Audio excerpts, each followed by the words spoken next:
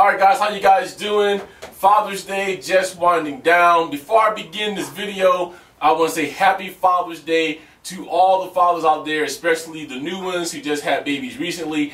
I want to say congratulations to Act Trixie 360 or Trixie 360. She's known on Xbox 360. I keep saying that because I got Twitter in the brain. Her and her husband just had a baby girl a couple days ago. So happy Father's Day to him, to Trixie's husband, and everybody else out there. I want to share with you real quick, one of the gifts that I got from my son, which is one of the best gifts I think I've ever gotten on Father's Day, is this book right here. It's the Guinness Book of World Records 2009 Gamers Edition. I want to share with you, before I go into what this video is about, real quick, a couple of records in here that maybe you do know, maybe you don't know, and I just discovered that somebody I talk to all the time is in this book. If you guys know who GurnKiller is, go check out his page over at YouTube, GurnKiller, youtube.com/GurnKiller. Excellent drummer. He was one of the bands, a part of one of the bands that was in the Harris tournament that the GurnKillers actually ended up winning, and they named themselves that because they didn't think they were going to actually be able to beat GurnKiller in his band. They ended up dead, and the rest is history. But he's in the Guinness Book of World Records along with his band for highest score for a full band and rock band. So it's the highest combined score for a full four-piece band playing rock band is 3,686,599, which is achieved by UHR and USA on the song Greengrass and High Tides by Outlaw. The scores are broken down as follows. I think his name is Draktier. It was on guitar at 97%. Ross 99 was on bass at 99%. GurnKiller on drums at 99%. And Cal Shark vocals 100%. So congratulations to those guys. If you guys also know who Ben the Herbalay is, you can check out his channel too. I believe is B Herbalay on YouTube as well. He still holds the record for the youngest gamer to 5-star through the fire and flames on Expert when he was just 9. So it says Ben Herbalay USA is the youngest person to achieve a 5-star rating on the hardest song in Guitar Hero 3 on Expert difficulty on 24th November 2007. Ben blasted through the Dragon Force track aged just 9 years and 167 days. Also, another quick record that really took me by surprise too is, because this has been an argument among all the rock band people that I've talked to a long time, which is what is the most difficult song, or was the most difficult song in Rock Band. And I think this goes back to at least Rock Band 1. So it says the most difficult song in Rock Band. Each track in Rock Band, it gives a difficulty rating for each of the 4 instruments: guitar, vocals, drums, and bass. The ratings range from 1 to 9, with Run to the Hills by Iron Maiden the only song to rate a terrifying 9 for every instrument. Just a couple more so people don't think I'm leaving out Guitar Hero.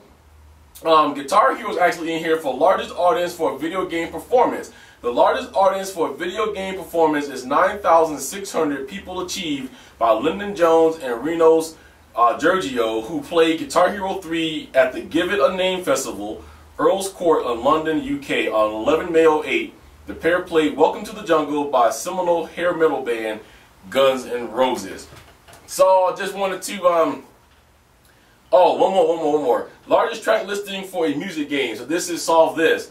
With 90 tracks available out of the box on the Wii Edition and over 100 downloadable tracks, including some complete albums, Rock Band has more playable tracks than any other music game, with 244 total songs as of July 22nd, 2008. So that's the whole entire battle of who has the most songs and all that kind of stuff. But I just thought that was some interesting records I wanted to share with you guys off the bat. Alright, the meaning for this video really quick is I wanted to come out here because I had made a statement that I got an answer back from on my Metalworks review. The statement that I made to the person asking if I was going to do a review, I believe, on the sound and the rebound and all that kind of stuff, I responded that a lot of my reviews now are streamlined because of time. Of course, that sparked the answer to come back to me, or a question to come back to me of, well, is all my reviews streamlined? And I guess in between the lines that I read is, am I giving you guys a bunch of hogwash and so on and so forth?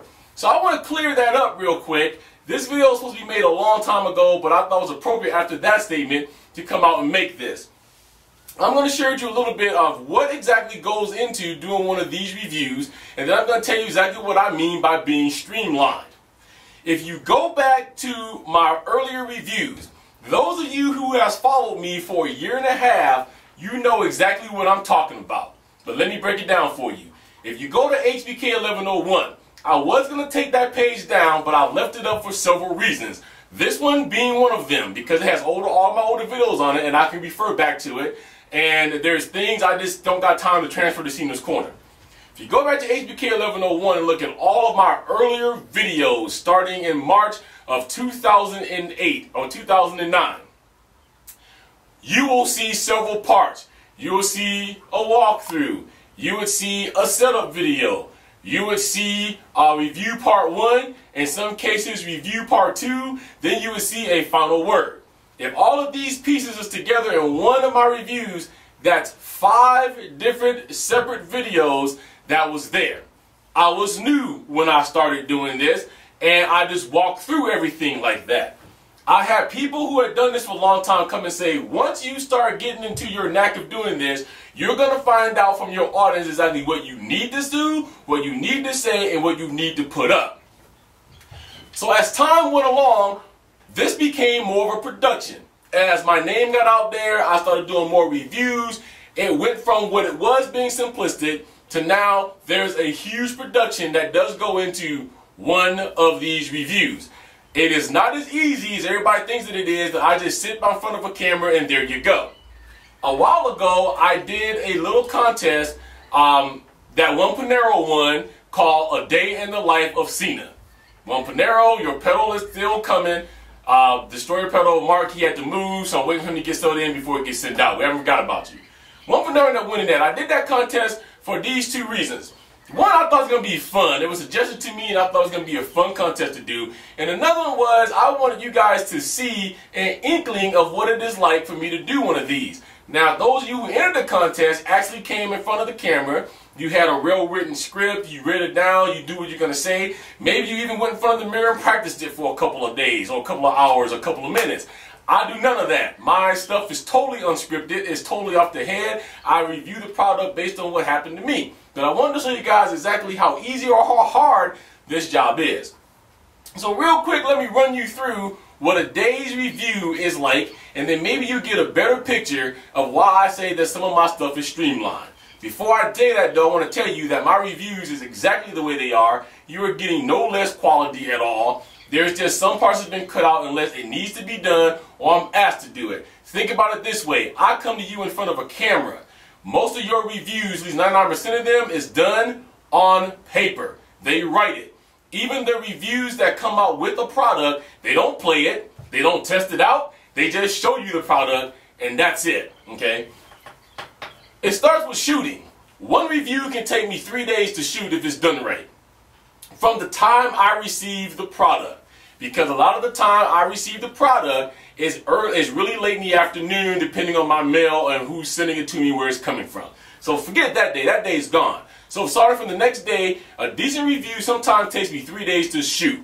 First, I got to construct whatever that it is. Then I have to play it. I know a lot of you guys were saying, Metalworks taking so long. You need to understand something though.